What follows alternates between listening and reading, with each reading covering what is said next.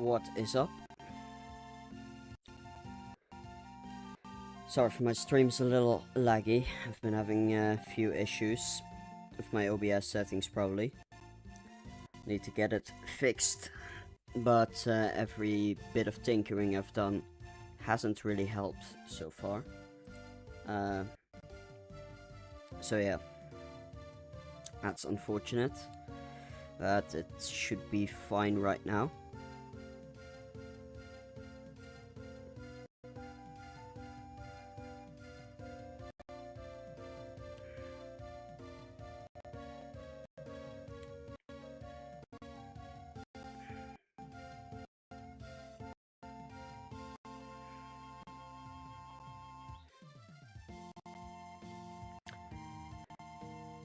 I'll probably be checking on a secondary device, just so I can keep an eye on everything.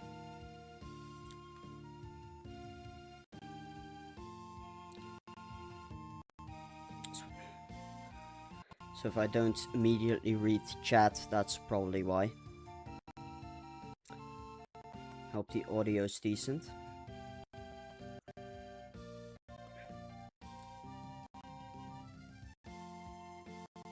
Outside of my FPS.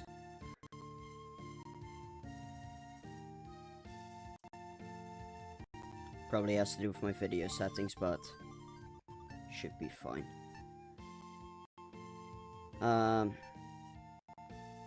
Somehow I'm probably on the wrong file, because I don't have any save files. I'll need to quickly take a look-see.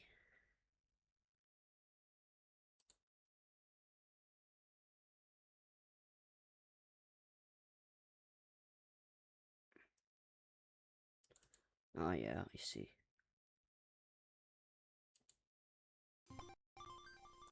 Wait a minute. Ah, that's emulated too, I see. Was the wrong one I was opening.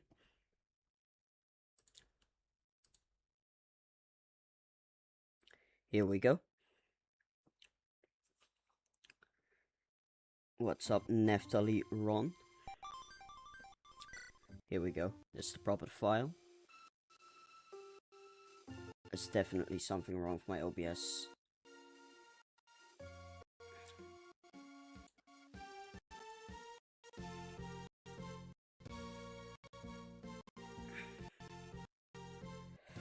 Anyways, while I'm tinkering with these settings, basically today I'm going to be showing off a little bit more of my latest Fire Emblem 8 ROM hack. In a previous stream I've already shown off the first 3 chapters. And now I'll be showing off a little bit of chapter 4, chapter 5, and basically most of part 1. Won't be showing off all of it, because that leaves very little to the imagination, and I do want you people to actually play it.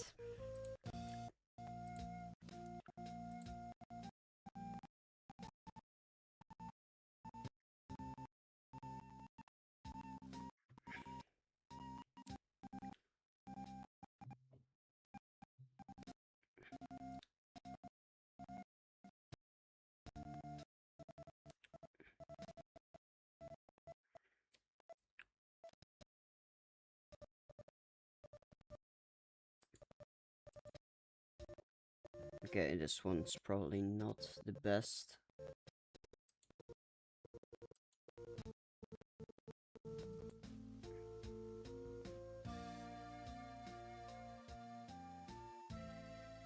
Actually, it seems to be working fine.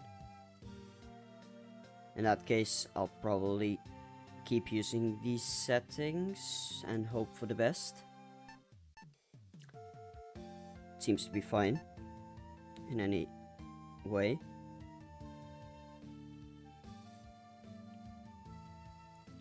So yeah, like I said, I'm going to be trying out some chapter 4. So we'll get right in.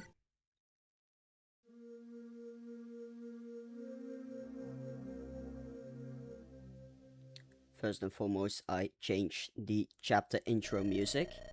I still want to actually change the intro screen as well, but haven't gotten around to creating those custom graphics, sadly. Those are things I do want to definitely include later on. Just like last time, I won't be voice acting because my voice acting absolutely sucks balls. So you can read along if you want to. Like I said, I do want people to actually play it, so do actually save some for when you actually get to play it yourself. Speaking of which, I do hope to release my beta version / demo, essentially the beta version of part 1 in a few days, hopefully this weekend. I'm going to be much more busy after this week, so I would like to actually get the beta version out by then.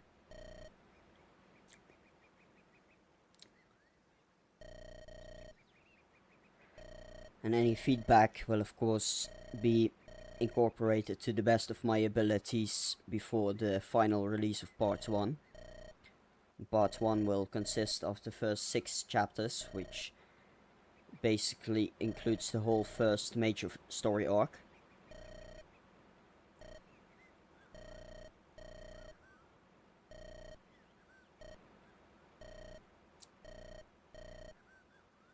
I'm also not the biggest fan of my own writing. Now, that might be my own biases.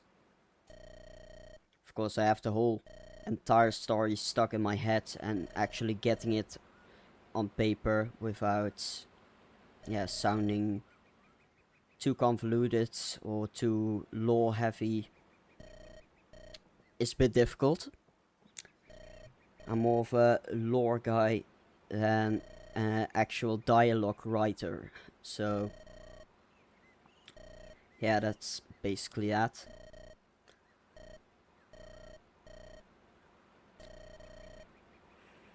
Now, I do have a lot of dialogue, but I do want all of my dialogue to actually serve a proper purpose.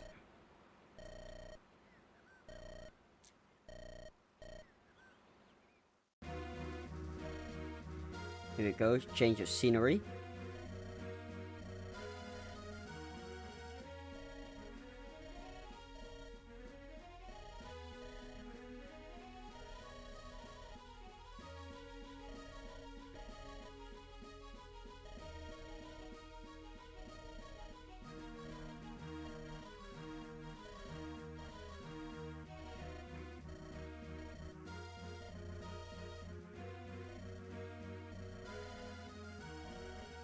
Alright.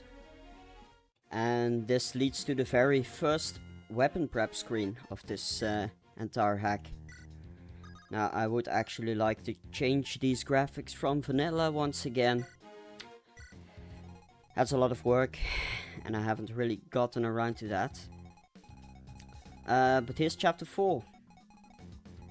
Bunch of enemies, bunch of bridges, bunch of rivers, visitable village, visitable house, visitable priory, question mark. Here's the boss. He's a sniper, but of course a sniper on a throne doesn't really work unless he actually moves. So I did give him some special skills to make him be a bit more unique. First of all, he has point blank, so you can't just one range him. And second, he has bow range +1, and this alongside his longbow means he has quite a bit of range. And this essentially makes this whole bridge with the armor knight and a whole obstacle in and of itself. So that's basically the challenge here. Now, since the first version, I've added a lot of different stuff, mainly talk conversations, as well as more village and house conversations. And those actually now give rewards. The houses give 50 EXP if they're visited, and they can't be visited twice. And the villages, well, they're essentially the same as vanilla. So yeah, that's basically that. You can change the positioning. I did make sure the regular suggested position is already pretty good. It's not perfect, and you can definitely swap a little bit, but it gets the job done. So I think we'll see if we have some items we need to swap around, and then we'll just start. And you can actually still use the convoy to sell.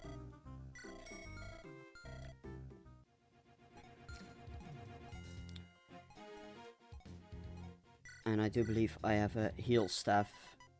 Yep, I do.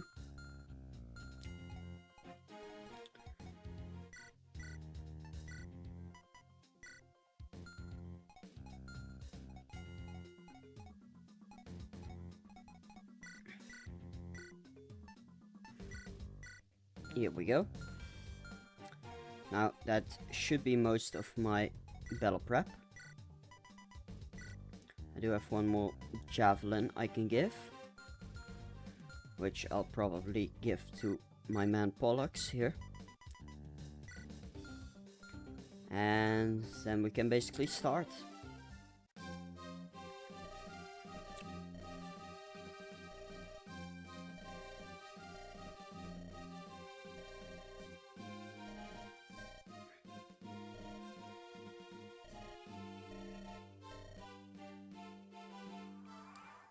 Okay, concerning dialogue.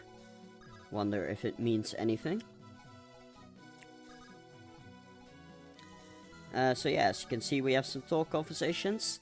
And the talk conversations essentially work that the person who talks to the other person receives 100 EXP, so one whole level. The exception is if someone talks to a pre-promoted unit in these chapters. So if you talk to Isaac or Darius, the unpromoted unit always gets one level.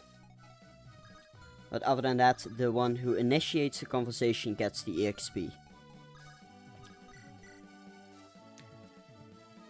Now, this enemy formation is quite devious, if I do say so myself. One mage, one archer and 2 soldiers. And don't underestimate the soldiers, they can still deal quite a bit of damage.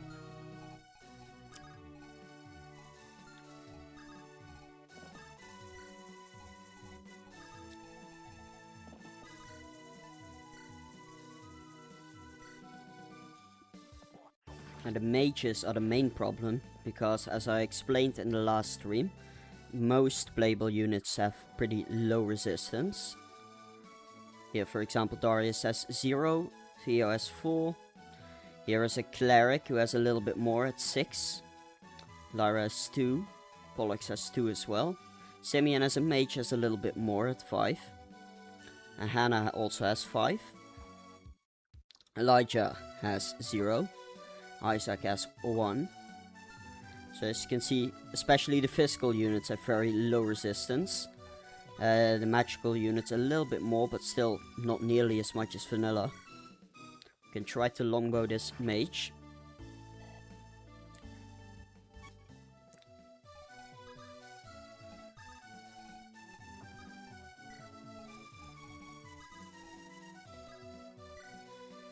Now, I did make it so you can't perform an action after talking. I can install a patch where you can perform an action afterwards.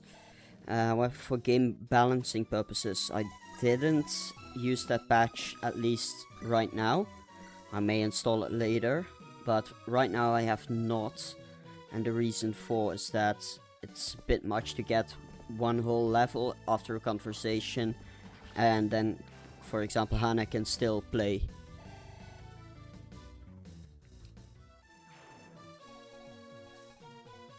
I do want talk conversations to actually be a bit of a risky investment. So you do actually have to perform an action to get them.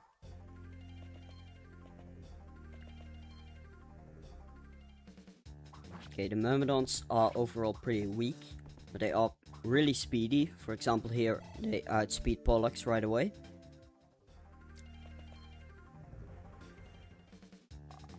And Pollux is pretty tanky overall.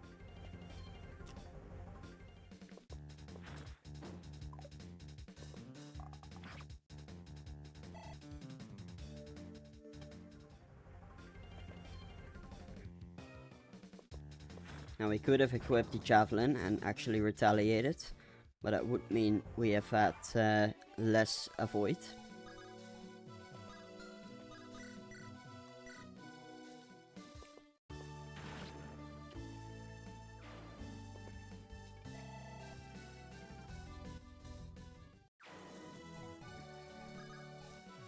Now you do want to feed as many kills as you can to Elijah, as he does have a lot of growth potential.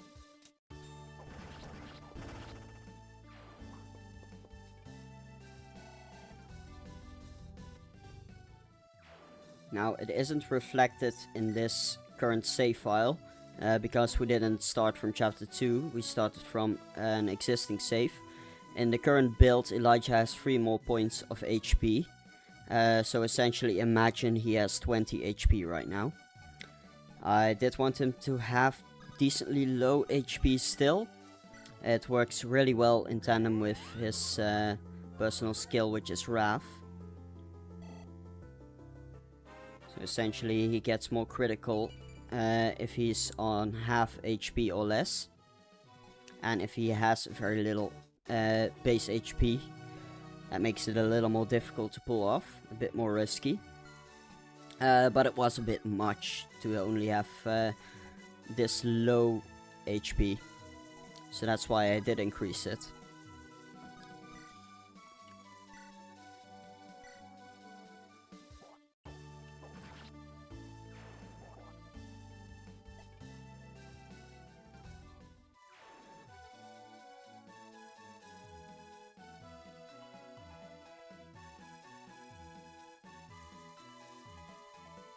Sorry, I have to check some audio real quick. I'm going to be taking out this soldier with bollocks.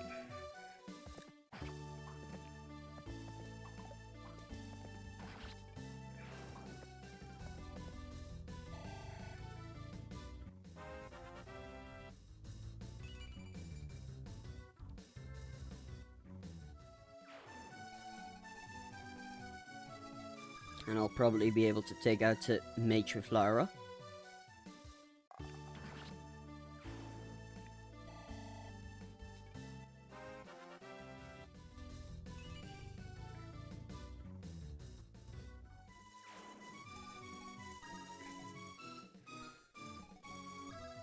And we can probably best move Darius ahead. As you can see, he doesn't double the armor knights because he's pretty slow overall. Now we could move up Isaac as well. That does mean we won't get a tall conversation in. But Isaac is much more bulky.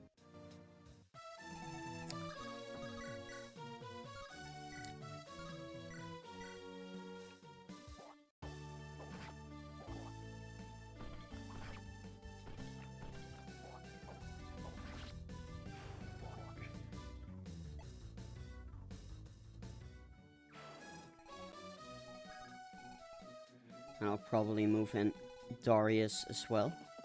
Maybe hand axe. He does double the soldiers as they're still pretty slow.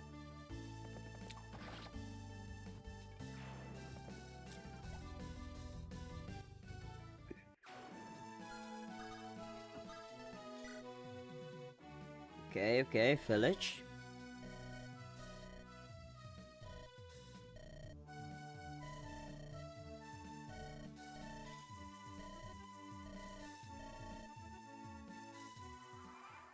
Bit of a teaser.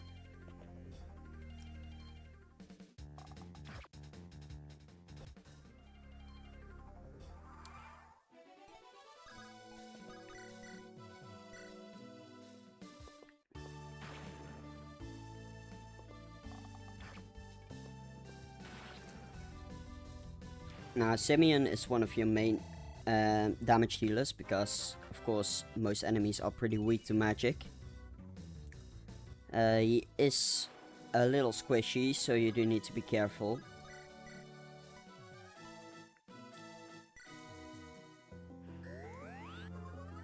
As you can hear, I've also since the first stream, changed the healing music.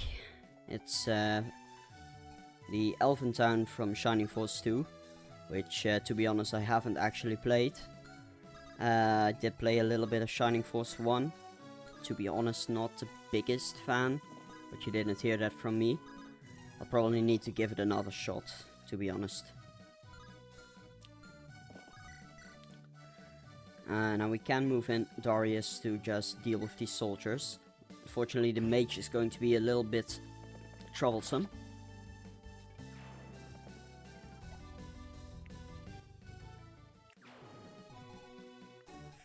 And these Myrmidons aren't too big of an issue, but they do double, which is a little troubling. As you can see, he also has a 3% crit rate, which if he somehow gets a double crit, I'm dead. Of course, the odds of that are pretty low. Still might not want to risk it.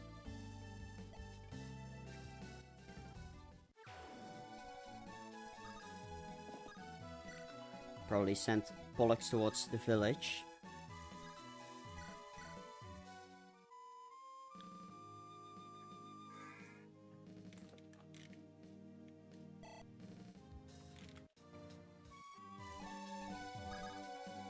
What's up, graded stick? Hiya, papaya to you too.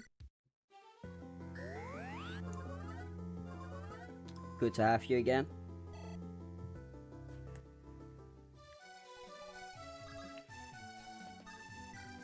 Just to catch you up, I'm going to be showing off a little bit more of my hack. I've, since the first stream, worked a lot on it. To be honest, the first stream really motivated me to work a bit harder on it. Unfortunately, I only have like 2 more days left of vacation before I have to grind my ass off at both my job and my internship. It's going to be about 52 hours of work a week. So that alongside my own training is going to be a bit busy. So that's why I wanted to get as much work done as I could. And honestly, I've been sending out some beta copies to a few trusted individuals, hoping to get some feedback from them. And then in the very foreseeable future, I hope to actually release part 1 fully. I will be making a beta version available hopefully in the next few days, so people can actually beta test freely. And I can get some more feedback and hopefully work that into it.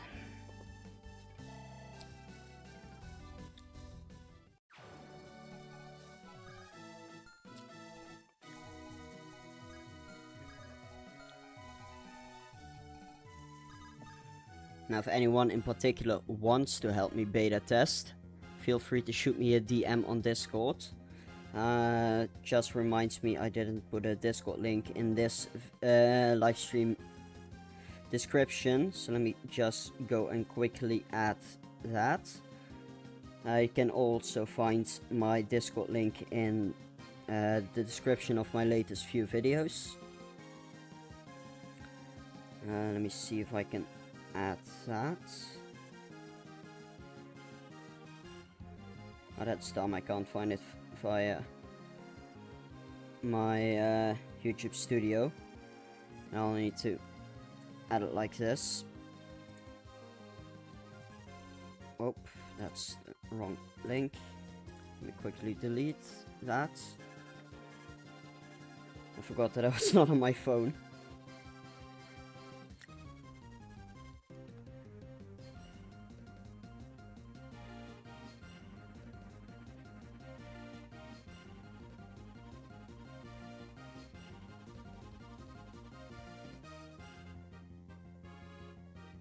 Here we go.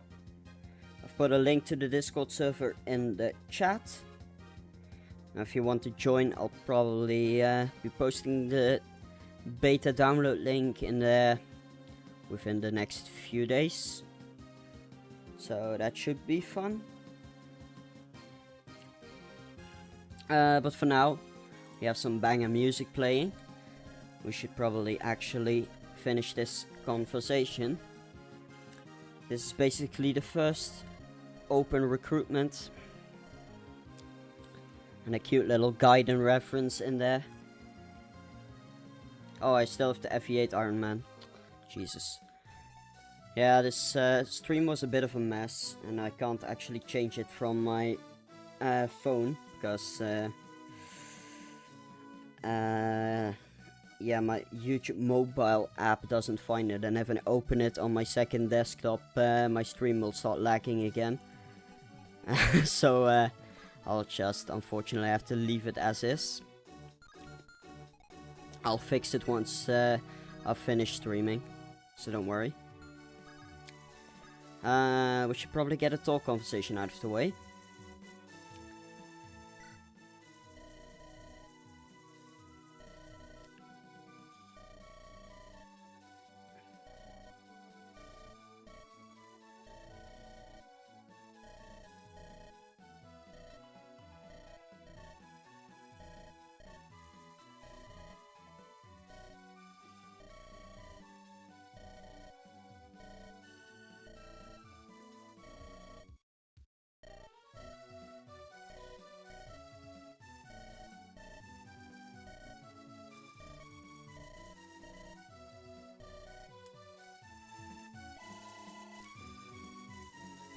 Bit of a tease for what most talk conversations actually do. So I actually made a mistake when I described them previously. They give 50 XP, and one thing that does give 100 XP, I did add some bonus objectives. So if you go to the status screen, you can see the main objective as well as the bonus objective. Now I do need to fine-tune these turn requirements. Essentially for every map, if you beat them within a certain number of turns, one of your main characters gets one whole level of experience. So essentially it's bonus XP. So it's a bit of an incentive not to turtle too much, not to take your time too much, to actually get some LTC strats in there. So yeah. Did want to add some more anti-turtling incentives, and this seems like a decent all-encompassing solution. Of course there will be in the map various incentives as well.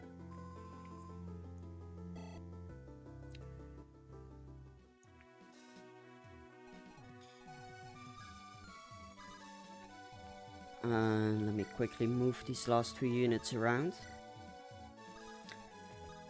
And by the way, there's about 3 talk conversations per map. Might be more, might be less. Something I still want to fine-tune a little bit. I'm personally not the biggest fan of support conversations in these games, because it has to be very generic dialogue that can play on every single map. While these talk conversations can be very specific.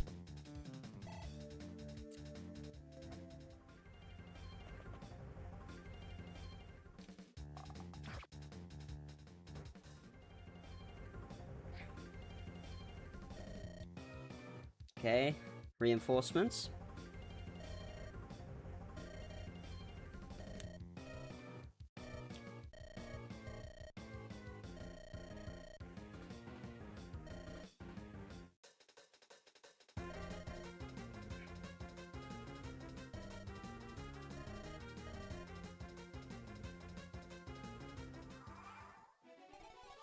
So here's something I failed to show off in the first chapter. These guys actually do show up in the very first chapter around turn 5, if I remember correctly. And I did change some of the turn requirements. Here we have Eris. She essentially doesn't move.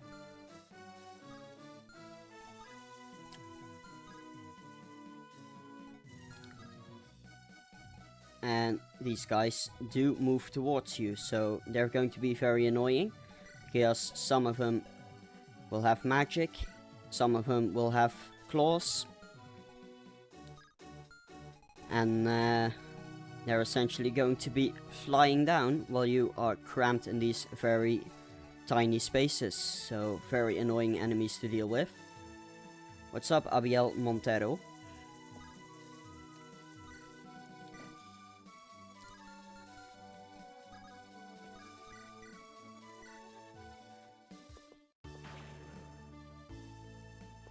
Now I did make it so not all harpies move on the very first turn. I believe 2 of them move immediately and 1 moves on the second turn. Might be the other way around, I don't remember exactly. But they don't all jump you right away. I believe 1 of them moves, actually. But we'll see on the next enemy phase. Didn't want to make it too unfair. Also, the hatchet. I did want to make it a different type of axe, but I went with the vanilla hatchet when it came to name and icon. Might still change that in the future. But it's basically the Vooch from FE5. Because I really like FE5. So it's a ranged killer axe. Only really nerfed by its limited usage, and you can't buy a second copy. What's up, Grey Side Art? How are you doing?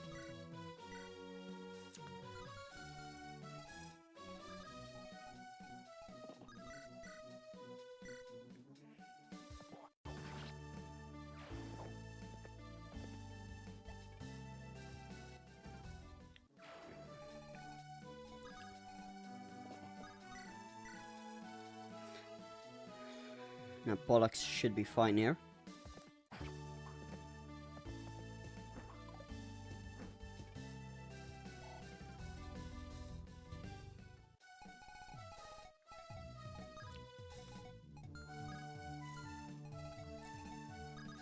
You can still heal him up. I do need to conserve my ment uses a little bit.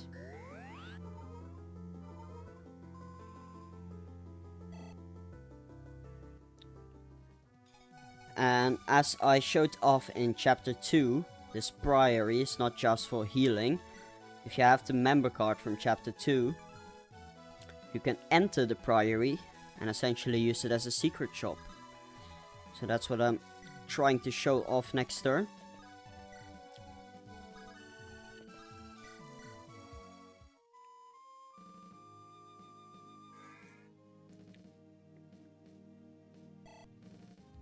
Hannah level up. Very good level up, of course. Her growth rates are quite ridiculous, to be honest. But it's balanced by her not being a combat unit.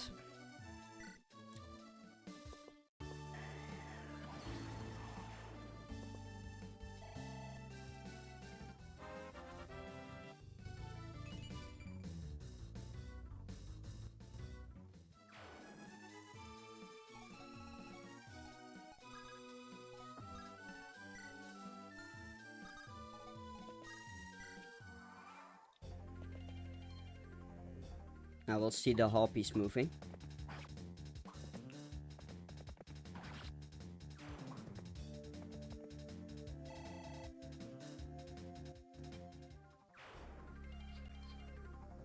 Yeah, 1 moves on the first turn and the other 2 move on the second turn. The bard song SFX was not from FE7. Essentially I had to cheat. And it's basically reskin Dancer. It's not the unused bard, the Nils bard from FE8. The music is Persona 4 music. And the flute sound effects is Xenoblade 2. So it is custom, quote unquote, but it is taken from a different source. Now the first harpy that moves is the one with claws. And the other ones are the ones with magic. So this one is 1 range. It will be a little bit easier to deal with. And of course these harpies are weak to bows, so if you can try to snipe them down with Lyra. Of course that won't be completely easy because, as I said, these hallways are very cramped. And they can fly, of course. As for the harpies themselves, oh, this is something I wanted to show off too. For every class, I basically changed the class description to be a bit more, well, descriptive. I've essentially written down the type of unit it is, whether it's promoted or unpromoted, and the type of weapons they can wield. For example, this harpy is considered an unpromoted unit. Of course, a harpy is a bit of a unique case because they do have uncapped bases, so they do actually perform as both promoted and unpromoted, but they gain experience like an unpromoted unit. For example, here a Great Knight is promoted and they only wield axes and they're mounted as well. If it were mounted and armored, which it is in vanilla, I would have added that as well. But it's just mounted in my hack. Here, for example, we have the Commander class. It's also promoted, it's armored class, and it just wields swords. And here, if we go to Oracle, for example, instead of weaponry, I put ability there. So yeah, that essentially goes for every single class. It's a bit more descriptive.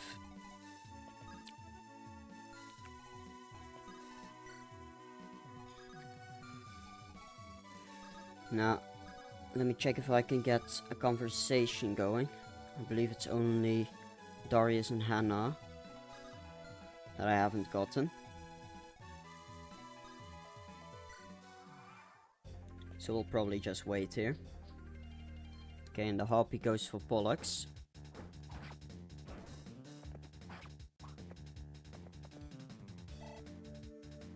Now, as you can see, the harpies are decently fast, just not as fast as the Myrmidons, because that would be ridiculous. Especially these magical harpies, because they do deal a lot of damage. If they can double, of course. Oh, what's up, Hope Invoked? Thanks for the congratulations.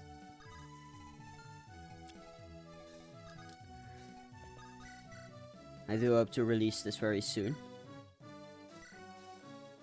At least the first 6 chapters, which will be part 1.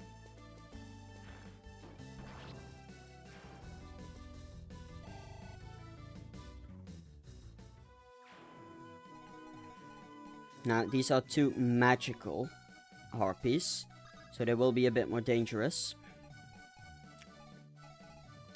And preferably, I would like Simeon to deal with them. Either Simeon or Lyra, but she's all the way back here. So that's going to be troublesome. You don't really want Theo or Milo to deal with him. Or Elijah. Elijah also gets completely annihilated by him.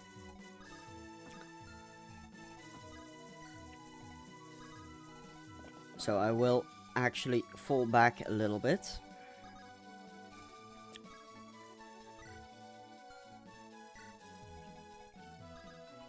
Now what I'll probably do is try to go for Hannah or Mira, so they can't retaliate. Or they might go for Darius.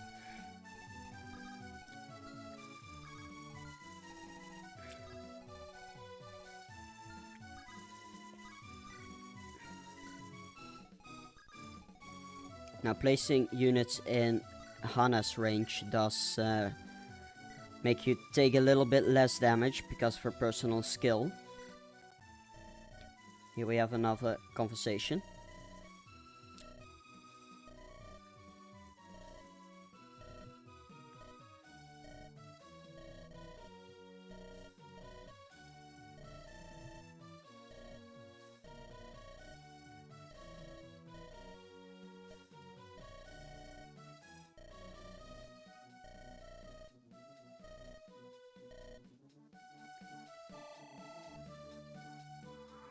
simple conversation overall.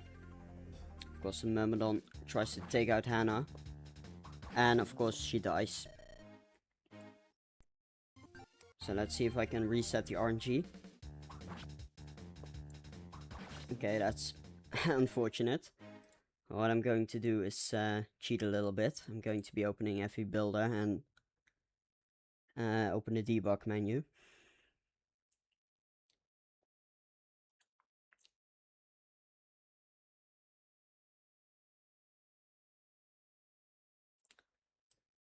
Now, I didn't expect the Myrmidon to one round Hannah, but it is hard mode.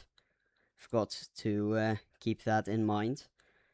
One thing I did absolutely do is make easy mode a lot easier. Normal mode is the recommended difficulty, and hard mode is quite a bit harder. So the difficulties are pretty well apart overall. Now, I increased Hannah's speed by 3, and that means the Myrmidon goes for Lyra instead. I'll just go and quickly cheat a little bit and increase her HP back.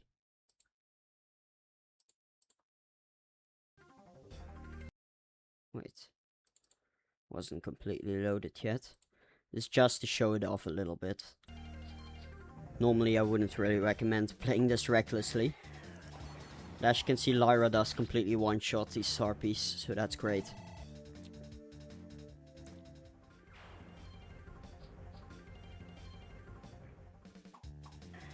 And Simeon's pretty good at dealing with them as well. Especially if he has a fire tome equipped, because it does, this hack does include the anima triangle. Which means fire beats wind, wind beats thunder, and thunder beats fire.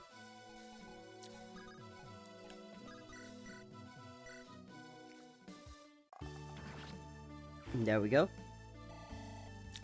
That's the last of the harpies. And here we have some cavalry reinforcements to try to push you along. One has a javelin, one has a lance and a sword.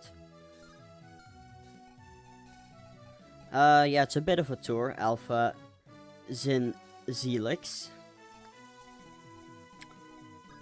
Just want to show off a bunch of stuff basically before actually getting to release the final, well, rather the beta build.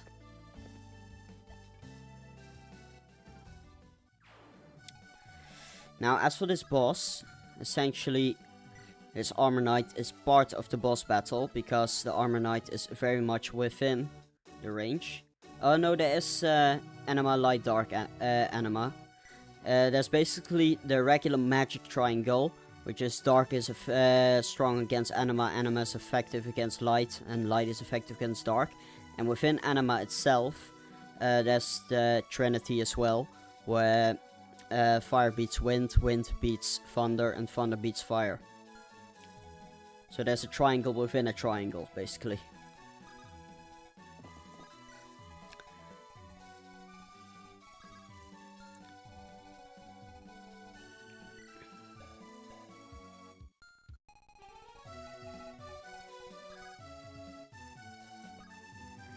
Now, the best way to deal with this boss, to be honest, is to send in someone who can nuke this Armor Knight and then rescue them out. What you can also do is send in one of your pre-promotes to nuke the Armor Knight and take a hit on enemy face. You can, of course, also use Darius with a hand axe. No, a hand axe isn't the greatest weapon to use against the sniper boss, because he will have a pretty low hit rate. I can show off the secret shop, which I probably will. It does mean I will get attacked. Okay, so here's the secret shop. I've done Anima Triangle for a hack, but the way I did it didn't have it comply with the changes I had for the weapon triangle. Okay. I get what you mean, but I haven't really changed the weapon triangle itself right now. So that's something I will keep in mind if I do want to change the weapon triangle. I do like how the weapon triangle works right now. I don't really want to increase the weapon triangle. I might decrease it a little bit, but that also means there's a little bit less variety in which weapons to choose, because it makes access just that much better overall. So I'll probably leave it right now the way it is. But I might change my mind. But as you can see, it's basically the same secret shop as chapter 2. You can buy more heal staves. You can buy a killer bow perhaps, which is quite useful. Javelins and hand axes are always useful. You can buy the gladius, which is Elijah's personal weapon, which is basically a rapier, as well as a killing edge. Now right now I don't really need much, but I can buy a javelin as well as a hand axe, because I can use those. And then I'm out of money.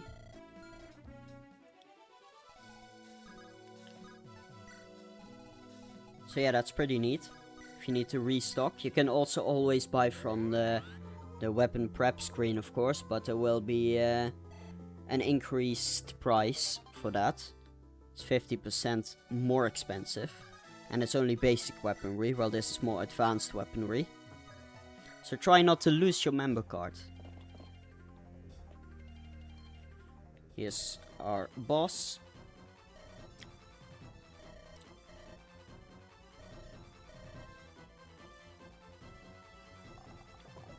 Deals 8 damage with the longbow.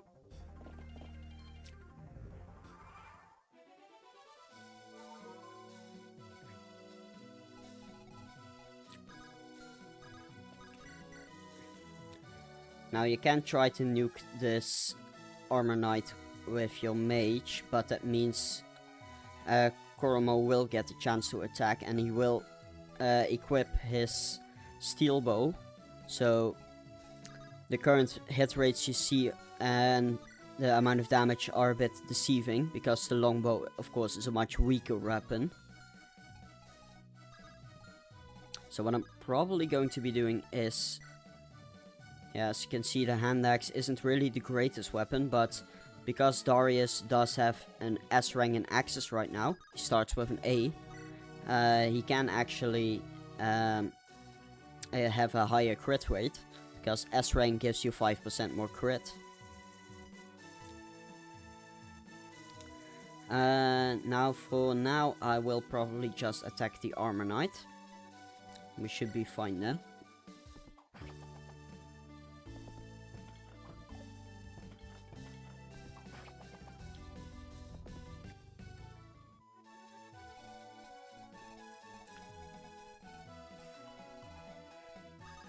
Now I'll probably send in Theo to deal with the Cavaliers.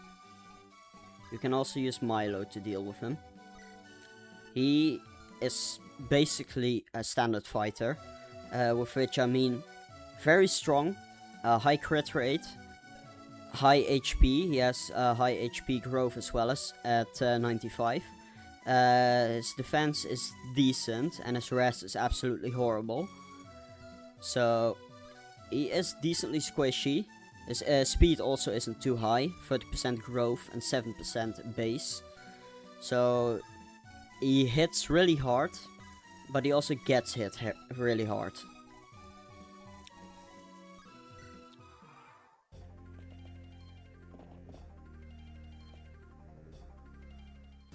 Yeah, here we go. This is the steel bow. It deals 12 damage.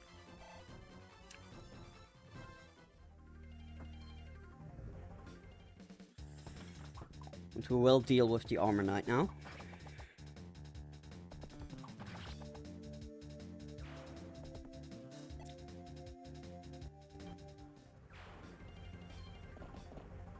And that means the boss can be ganged up on, sort of. Of course, the area around him was specifically designed to make it as difficult as possible to gang up on him, because you can only really attack from these tiles from here with a longbow if you really want to. But as you can see, the longbow isn't really going to be too effective against him. As you can see, Simeon does do pretty well against him. He also faces crit rate, as well as almost dying. But I will probably send him towards Goromo.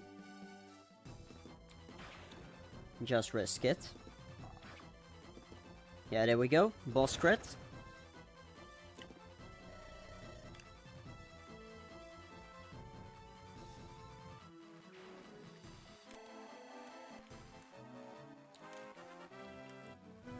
And there's a level up. Now I won't be showing off all the conversations probably, but I will try to get them out of the way for balancing purposes. Actually, Theo has a conversation. I'm probably not going to reach him in time. As for the wind condition on this map, it sees. And one thing I did do is that both of your main characters can seize, so both Elijah and Hannah can seize. Just to make it a bit more easy to actually reach the objective. Both currently have 5 move. Now I will spoil that Elijah does promote in the very, very future. Definitely not in part 1. But he does have a future promotion planned that does bump his movement up a little bit.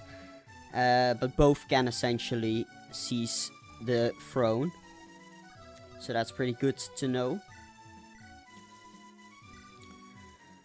I could add some dialogue to imply that, but I find it very difficult to organically weave that stuff in there, to be honest.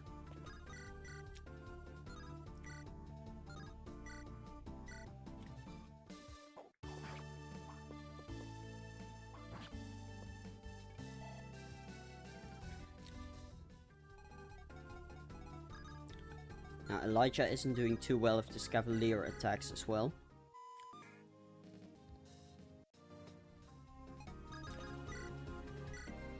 I'll probably have some Gladius ready. Yeah, he only has 10 HP and that's way too risky. I'll probably move him towards the objective and send in Pollux. The Cavalier will probably try to take out Hannah. Okay, Pollux level up.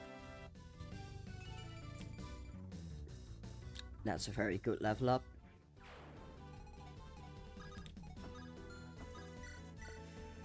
Now overall I did adjust some characters' bases and growth since the first version. So especially the base stats will probably be a bit different in the final version. Because I've already played the first 3 chapters in this save file. On a previous version. So it's not going to be completely accurate. But overall stats weren't adjusted too much.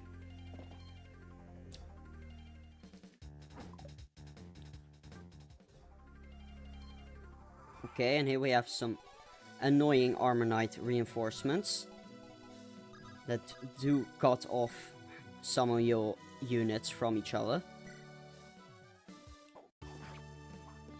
So you do want to stand on those 4 tiles, because they do block off the reinforcements.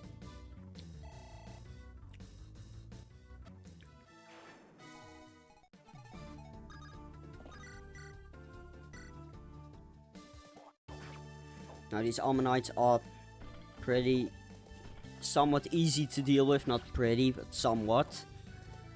But you do need some pretty good firepower, and especially the Gladius and Magic are very useful against them. I'll probably drop off Hannah. Move Simeon onto the throne really quickly. And heal up Elijah.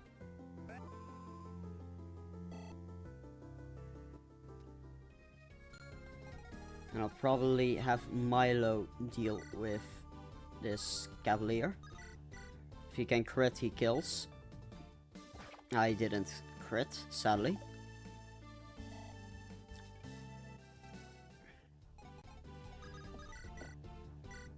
But of course Pollux does double.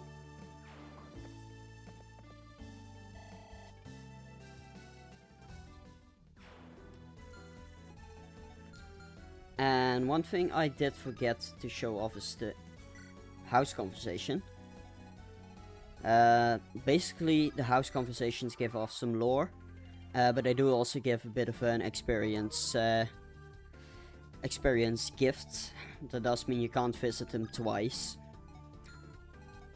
And unfortunately, I can't move that far, so what I'm going to do is quickly move in one tile, just so I can show off this conversation. It's basically just going to be some lore.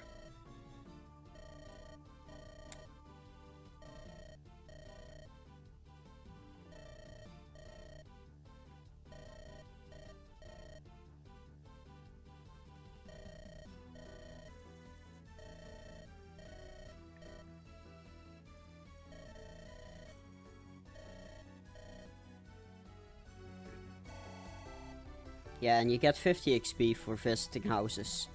So that's a bit of an incentive to do so. Now what I can do is play for Elijah so we can cease and basically end off this map.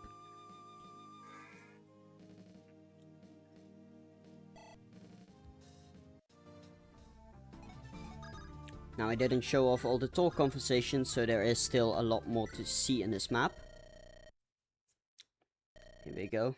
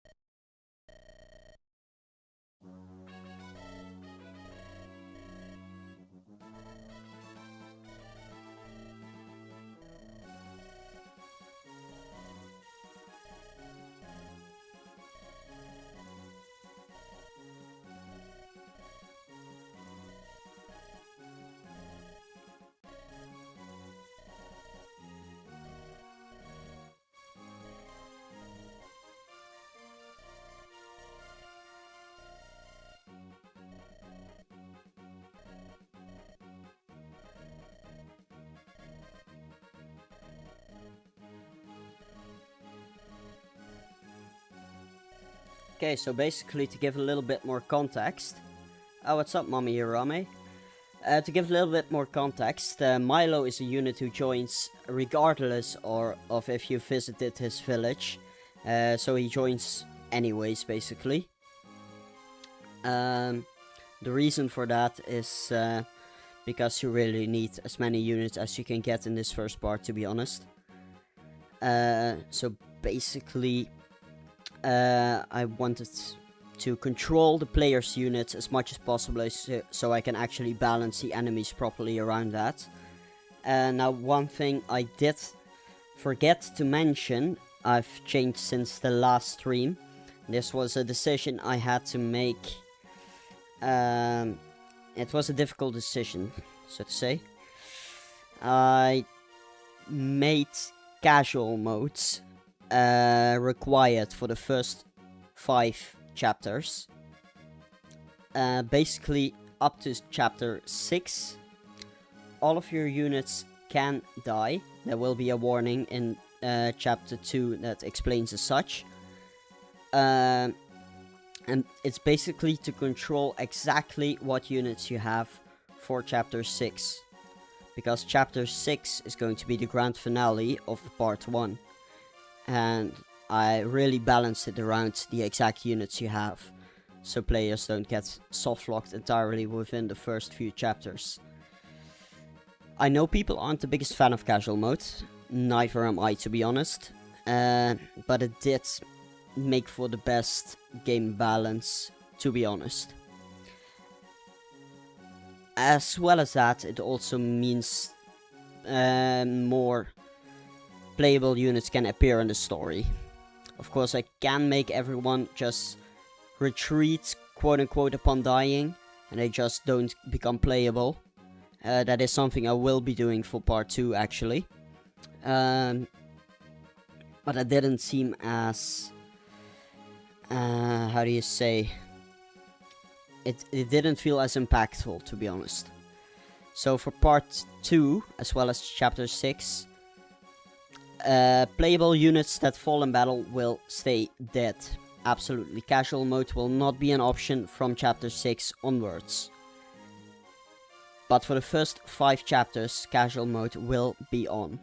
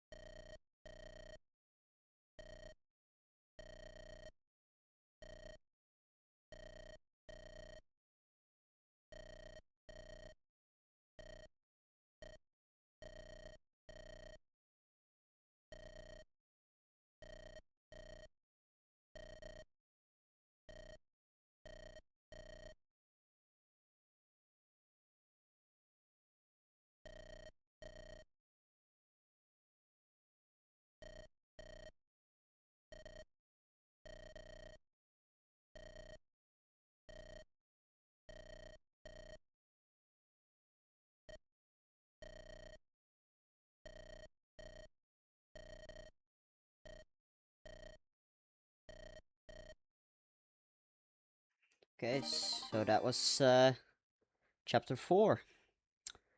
Datoli, thank you for joining me. Have a good night for the and thank you for the comment on the portraits. Sorry, I couldn't get my words properly. As you can see, the bonus objective was achieved.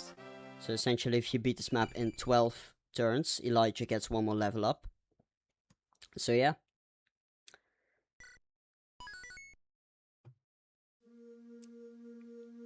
Now we go on to chapter 5. In chapter 5, I will probably show off, for the most part. Oh, voice crack, Jesus Christ.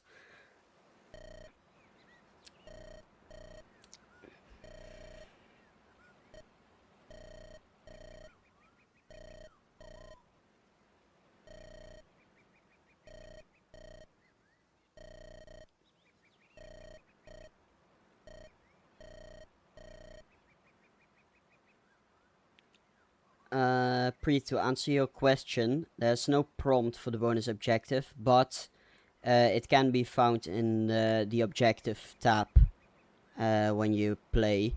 I'll probably add in a prompt somewhere that points towards that tab so you can actually see it.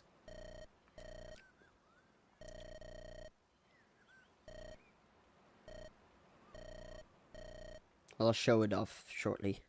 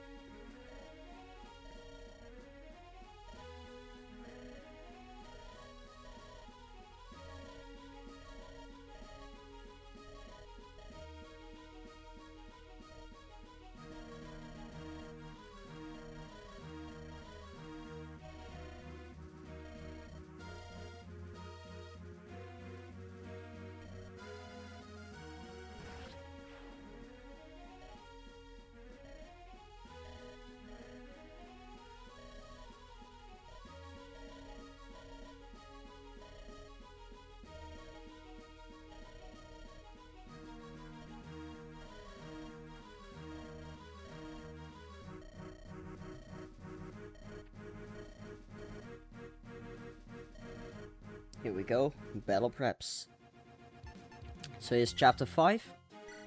It's a snow map. Now because these snow effects normally essentially make it so you have very limited movement a la FE7. Now that isn't fun. That's absolutely not fun. So I didn't do that. What's up, Aggie the Wolf? Welcome. I didn't change the movement in the snow, because that's very annoying. Now this map is a monster map. As you can see, we have wolves making their debut, as well as slimes, which now have the goop weapon. And the goop weapon does have a custom animation since the first stream. We also have these beholders, which are basically moguls. Now, since the first stream, I did make it so the imps, they have 6 movement, so they are a bit more maneuverability wise. They also all have the ability Frenzy, which means if you leave them alive and they can attack, they will deal a lot more damage.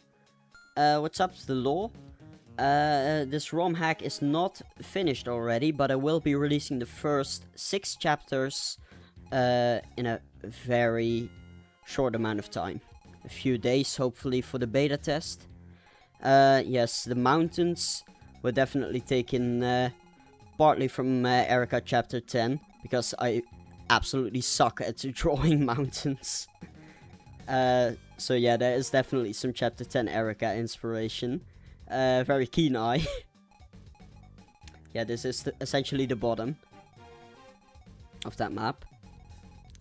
The rest of it is mostly unique though. Once again, there's a village here. There's a house here you want to visit. There's also a vendor. Where you can also preview what you can buy. Now, this is basic vendor stuff, but you can buy pure waters. Which is very, very useful. Because there's a lot of magic enemies. And resistance sucks for playable units. There's also the armory. Which is definitely not as good as the secret shop. But it does sell a bunch of basic weapons at a reduced rate compared to the weapon, the preparation screen armory.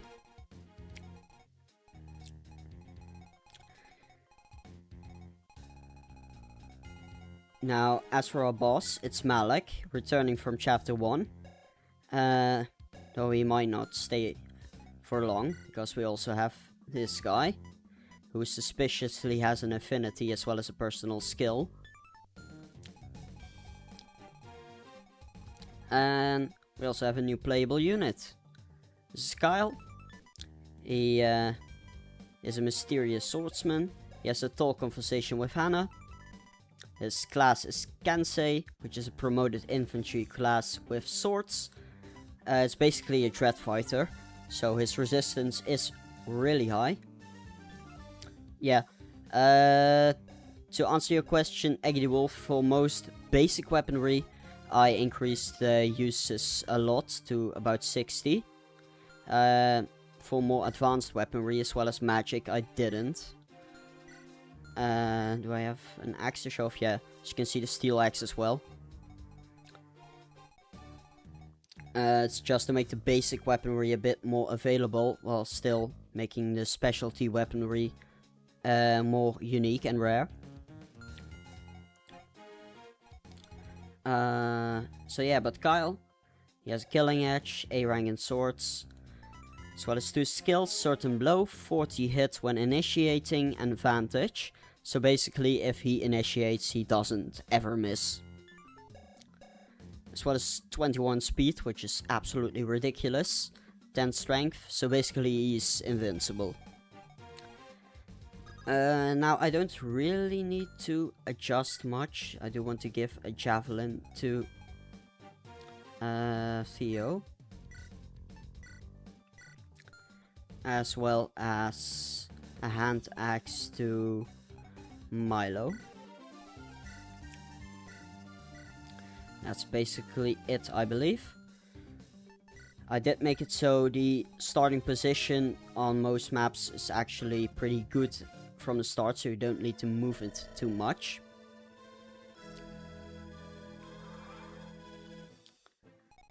And that's basically the start of this map. So what you want to do is unite with Elijah and Kyle as soon as possible. Because while Kyle might make it on his own, Elijah will definitely not. Now you can move Kyle ahead, but that does mean you won't get any experience from these guys, because you will absolutely annihilate them.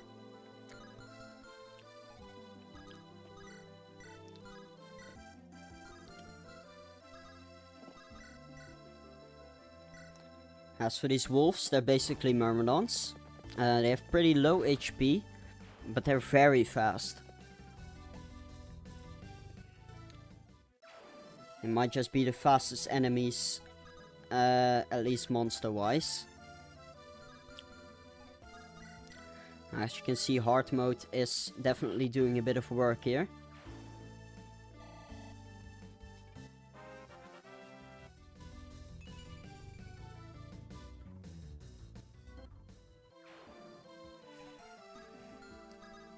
Now we do have some tall conversations overall. I might show off a few.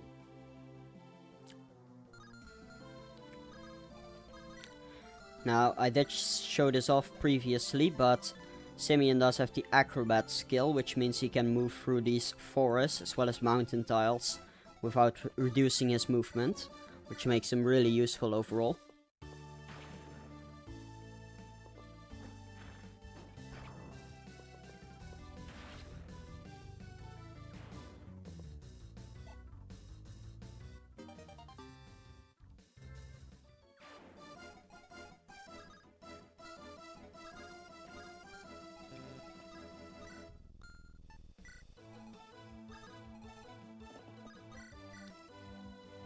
Now we can probably leave this wolf low for Elijah.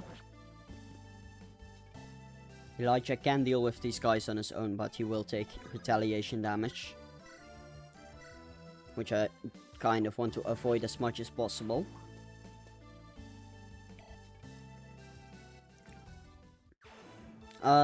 Also, I wanted to show off the bonus objectives. They're basically in the status screen. For this map I did 13 turns. For my playtesting that should be mostly doable. Of course, it's always subject to change. What I will do is move Kyle up and just tank a bunch of these guys. It will mean we miss out on the EXP from the 1-range enemies. But all of these imps will attack at 2 range and basically do nothing. So that's mostly acceptable. I will move Simeon up.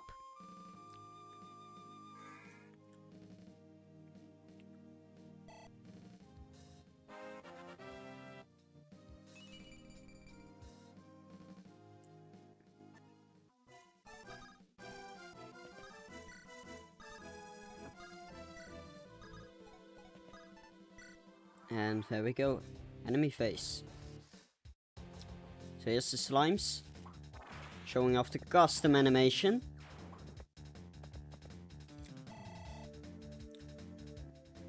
Absolutely glorious. It's the aqua animation by Alice. And someone else whose name I'm currently forgetting. Which really hurts. So I'm quickly going to look it up. It is by Skidmark25. So there we go. Don't want to miscredit anyone. And I did recolor it to be green. As you can see, Kyle takes 0 damage from these magical enemies. He's basically a guy named Dreadfighter.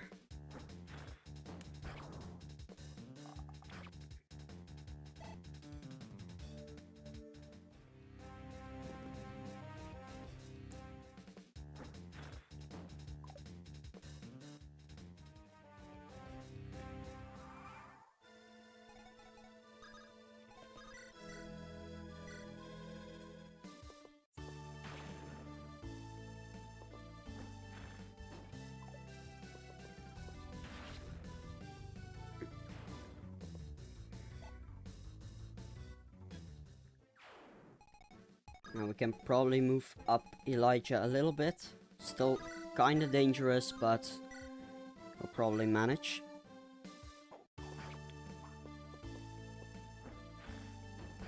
These magical enemies are really dangerous though.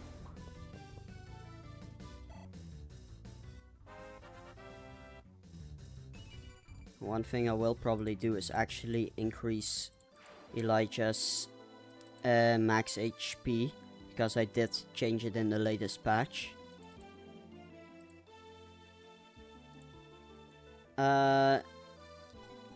Who didn't get experience? Pre? Let me quickly check. Because if it's Kyle, he probably didn't get experience because he's too high level. It basically uses the Fates XP formula, which means promoted units as well as very high level units get basically no experience. While if a lower level unit, unpromoted, beats a higher level promoted unit, they get a ton of experience. They basically get one level at once.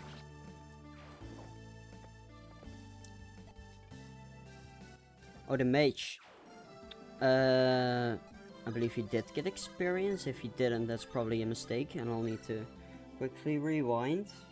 Let me quickly check my stream.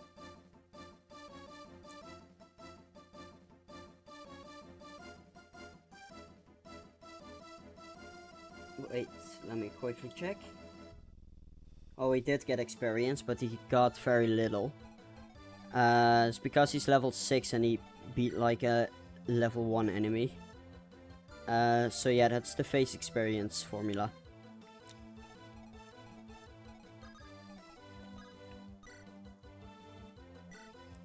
You want to play the hack? Well, you're in luck if you join the Discord, of which I have the link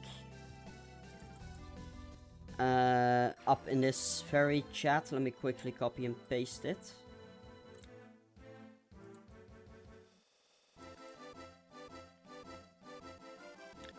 And in a few days, hopefully, I'll get the beta version out on that very server, as well as some more behind the scenes stuff overall. We can actually get a talk conversation out here.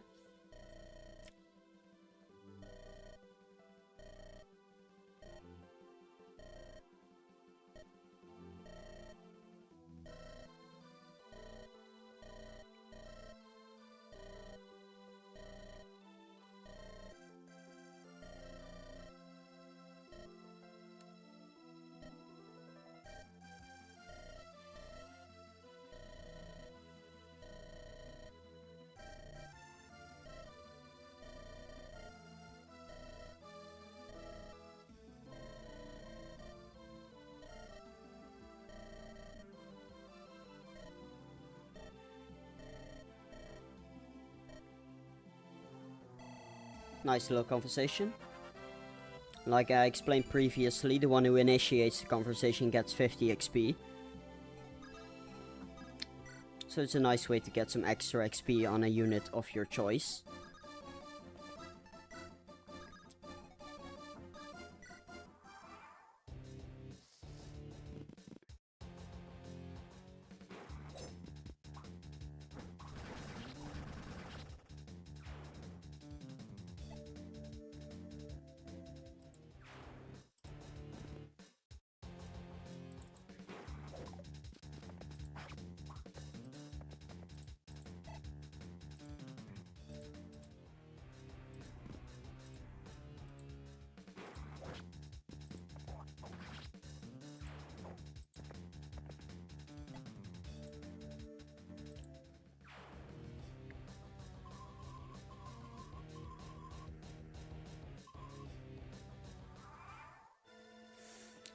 Now that I'm looking at this map, I have actually discovered an issue, because this guy's actually supposed to leave.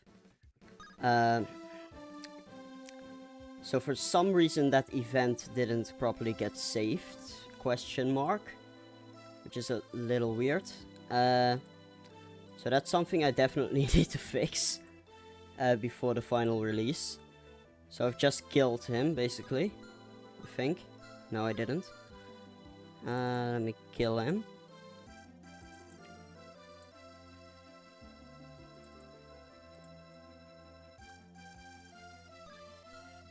Does that work?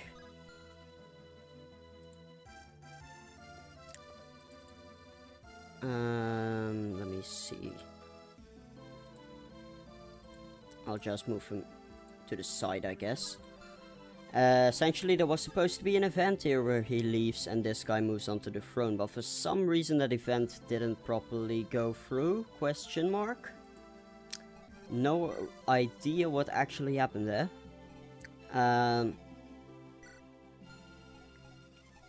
But I'll need to see if I can restore that event somehow. Because I did put some time in that event, so it's a little annoying if it actually got deleted completely.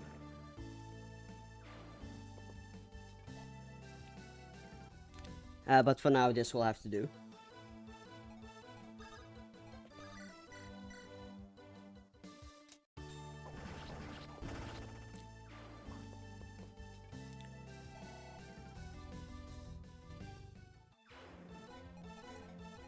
And these beholders will try to attack right here.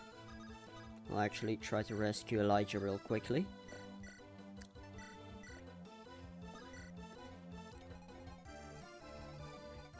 And there's some slime reinforcements coming from the bottom as well. Now these guys aren't too dangerous, but they do deal magical damage, which can overwhelm you.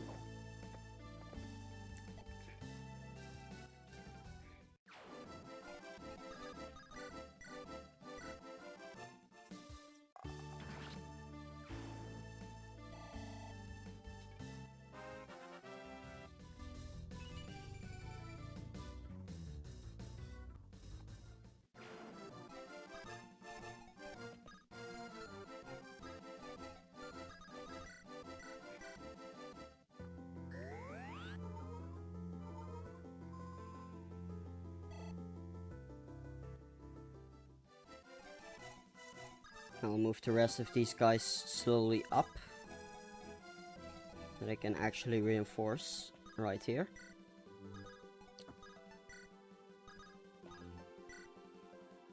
Oh, here we go. That was the conversation I was talking about. I thought I actually deleted it.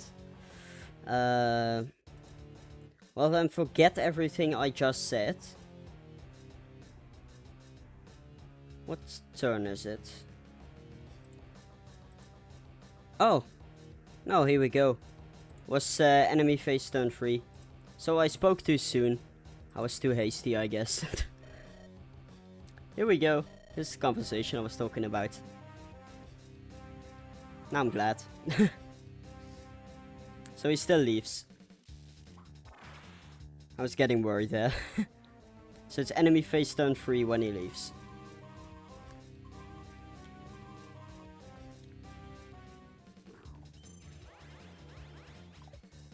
Now, as you can see, this dark magic is effective against anima magic.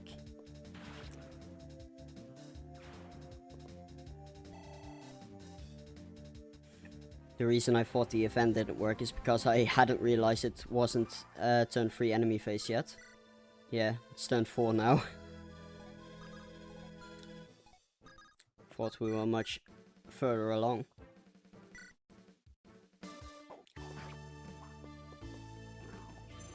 These beholders aren't too hard to kill, but they can deal a lot of damage. And of course they're flyers, so they can definitely overwhelm you.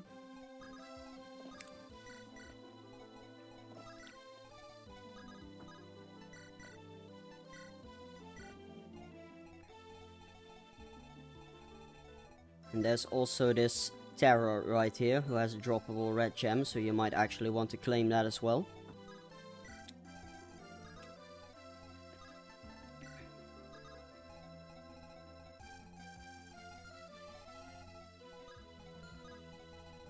There's some annoying overlapping range here. Can actually get a talk conversation here.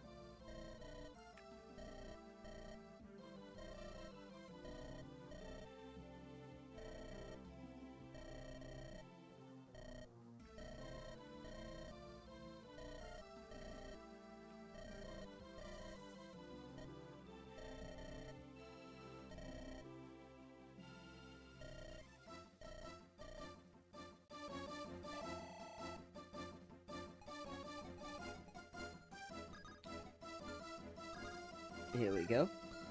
Can deal with this slime.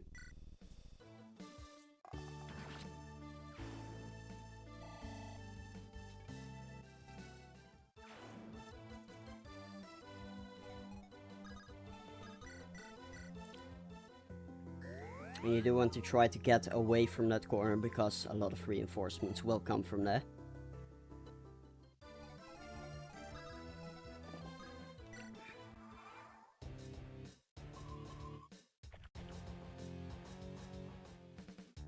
Now, unfortunately, Kyle will probably get the kill here, because he'll probably crit, yeah. The Steros do give a lot of experience, so you might want to actually kill them with someone who actually needs the experience, but it's okay for now.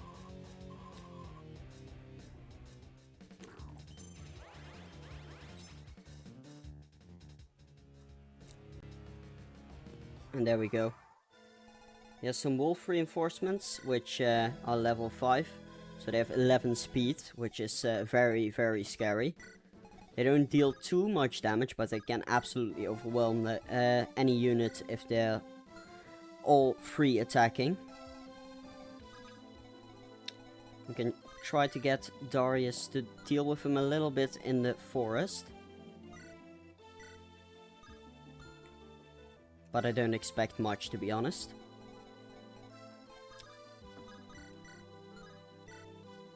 And unfortunately, Theo won't be able to kill this beholder. On normal modes, he definitely can. And with a little boost from Hannah, he can also.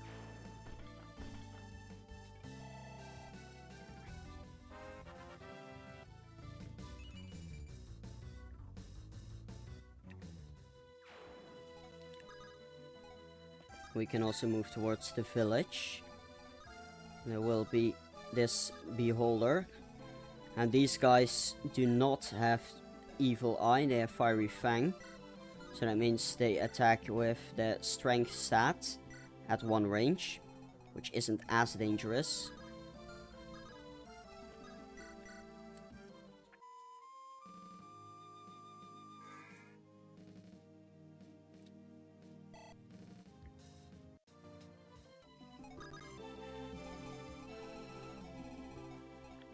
You can probably javelin right here.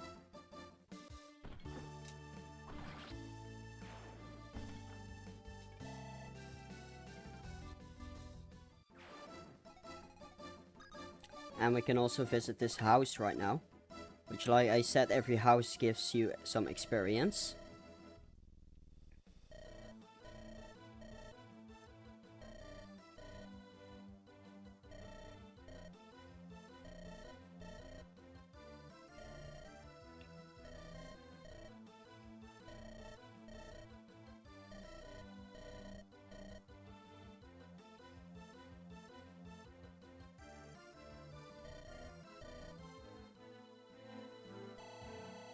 So that's 50 XP. There might also be a little secret conversation if you've paid attention. But as you can see, because you get experience, you can only visit the houses once.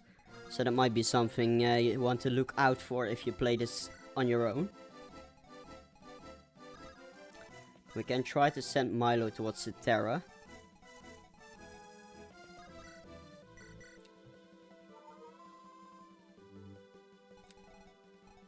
And we can probably also send Kyle ahead a little bit.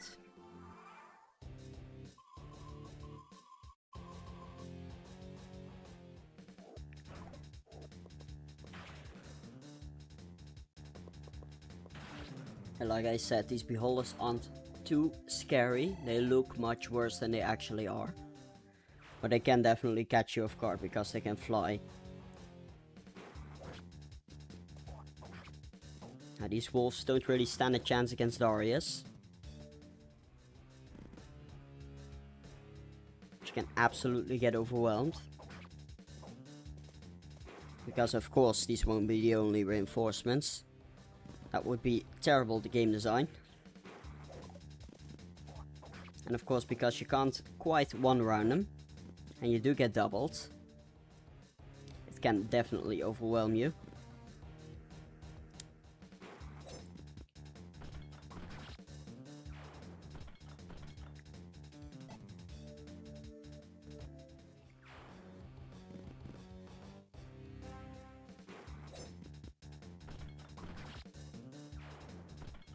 Now Theo is an absolute beast, so of course he deals a lot of damage, but because of the Fate's EXP, he's already a decently high level, so he doesn't get too much experience. From these low level units at least. Here's some more harpies.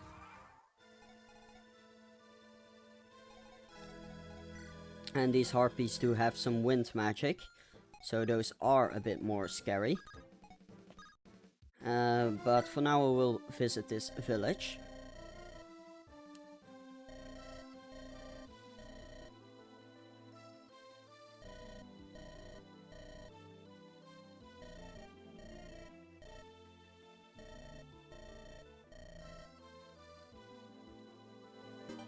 And there's a silver sword. How nice.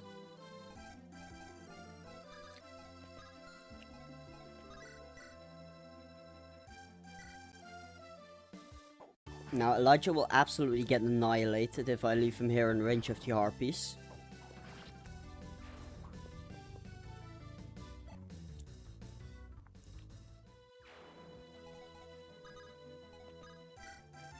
So I'll probably retreat him out of there a little bit.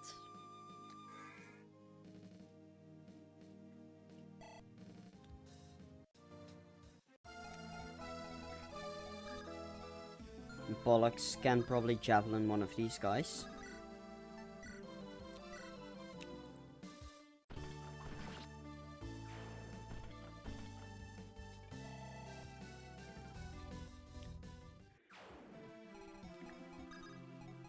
Unfortunately, he can't actually.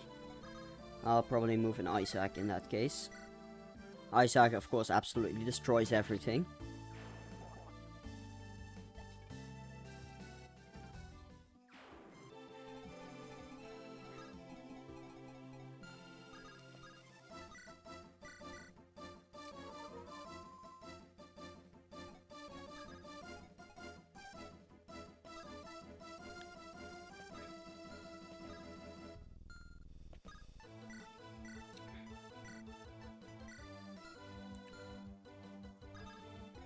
I'll probably leave Darius here just to deal with the wolves.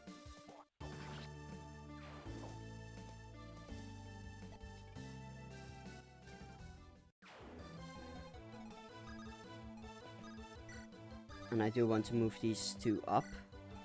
Of course, you can try to visit the armory and the vendor, but that does mean you have to deal with the Terra. Of course, these do actually give some avoid. So you can stand on them if you want to deal with the Terra, on enemy phase at least. Of course, these are magic enemies, so this is what I was talking about. You can absolutely get overwhelmed here.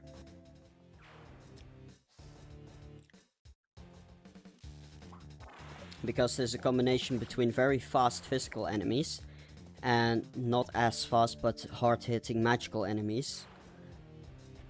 You essentially want to get away from that as soon as possible. Unfortunately, Milo doesn't quite double this Terra.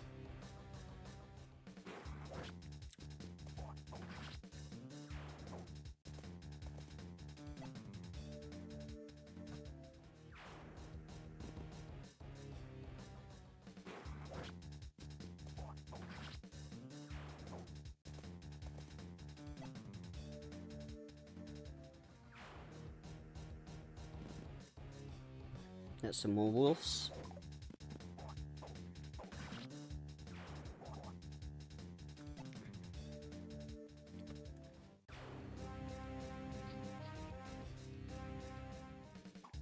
And unfortunately I left Thunder on Simeon, which I definitely shouldn't have done. I should have equipped Fire. But he still doubles, which is good.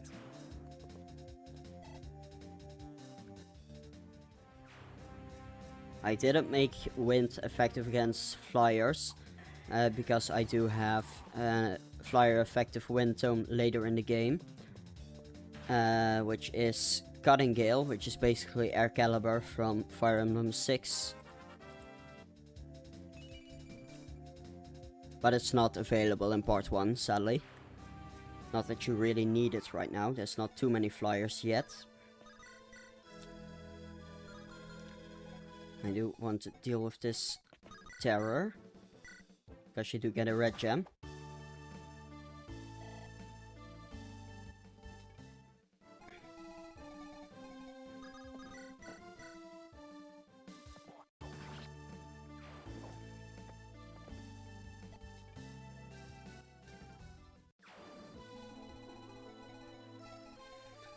Now there's basically no enemies left on the road towards the gate.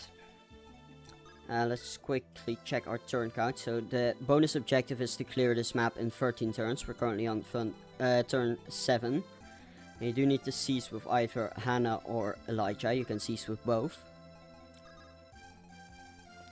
So let's slowly but surely move towards the gates. These imps have 6 move, so they'll probably try to go for my javelin wielding Pollux, unless they try to deal 0 damage to Kyle.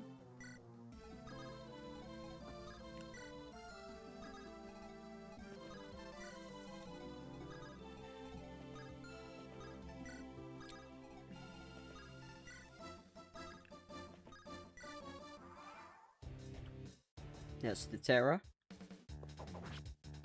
It does deal quite a bit of damage, but it also gives quite a bit of experience.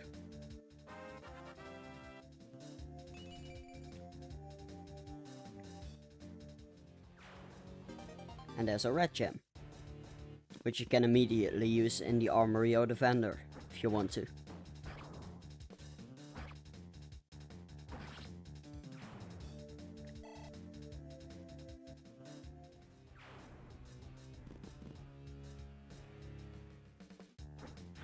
Of course, these imps go for Pollux.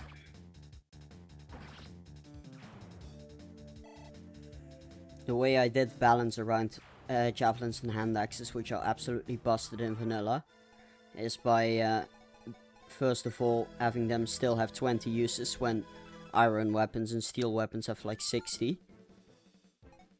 And also they're a bit more expensive. And they're also not available in every shop. So they're more of a specialty weapon. So do buy them if you get the chance, of course. But gold is also quite limited so far.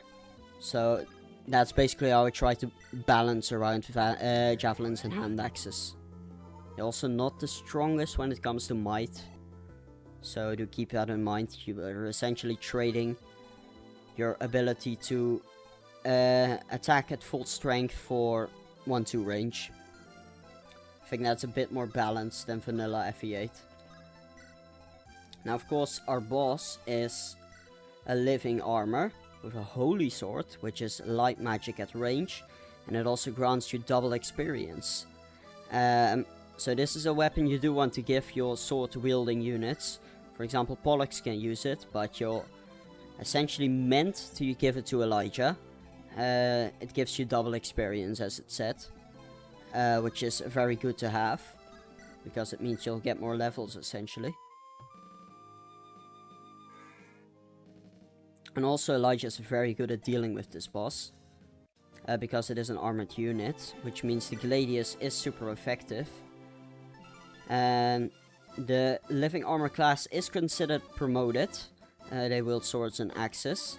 And this specific living armor, it's not a class skill, it's just this specific individual, has the barricade skill, which means every second hit deals half damage. I essentially wanted to make all of the bosses feel a little bit more unique, and this is one of the ways I managed to do so.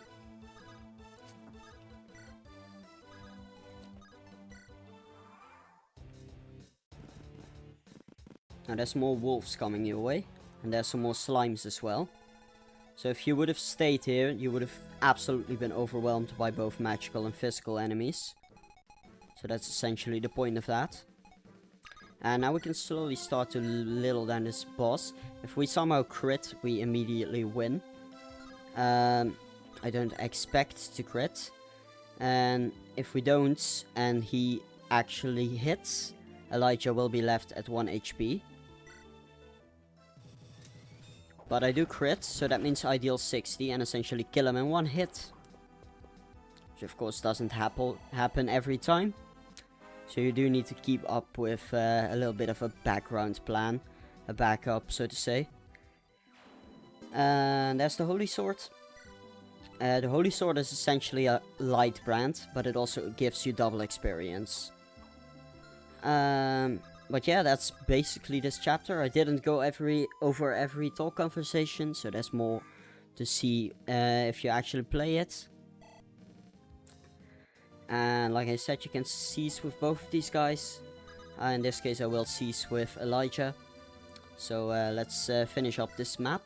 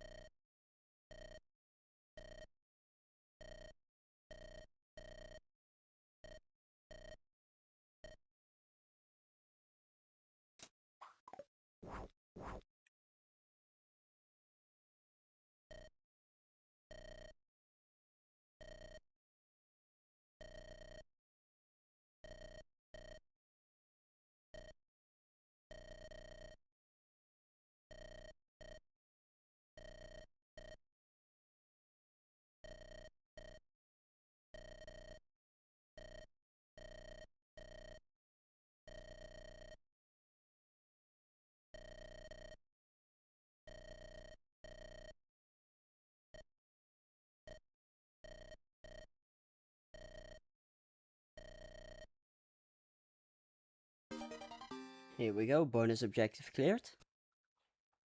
And Elijah gets one more level.